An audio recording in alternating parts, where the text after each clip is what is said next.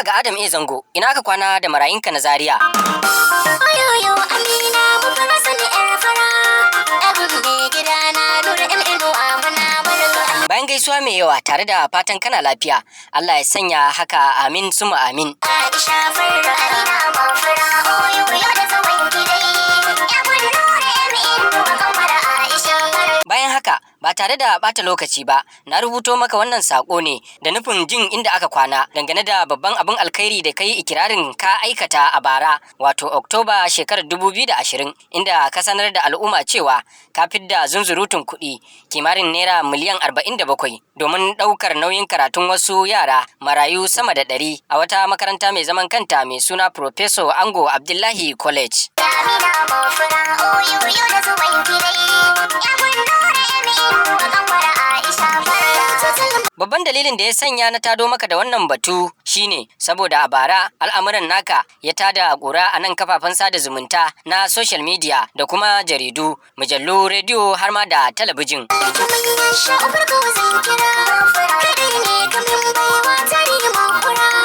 A wancan lokacin, mutane da yawa sun rinka tababa da kokonto akan al'amarin, har ma wasu kai tsaye suka ƙaryata ka, wasu ma har suka nemi taɓa mutuncinka.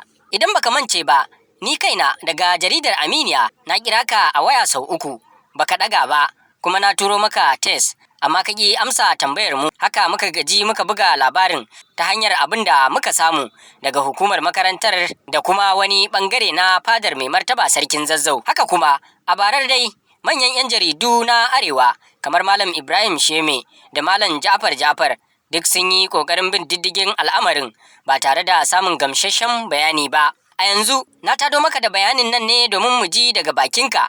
Shin me ake ciki game da wannan babban aikin alheri da kace ka ɗabbaka a bara? Har yanzu kana ci gaba da ɗaukar nauyin yaran nan, kuma wanne matakin karatu ne suke a yanzu? Amsoshin da ka bayar za su inganta al'amarin nan, kuma ka wanke wa masu kwakwanto dukkan shakku. Haka kuma aikin naka zai zama abun koyi daga jaruman fim irinka. Kasancewar duk wanda ya assasa alheri kuma aka yi koyi da shi zai rabauta ninkin ba ninkin.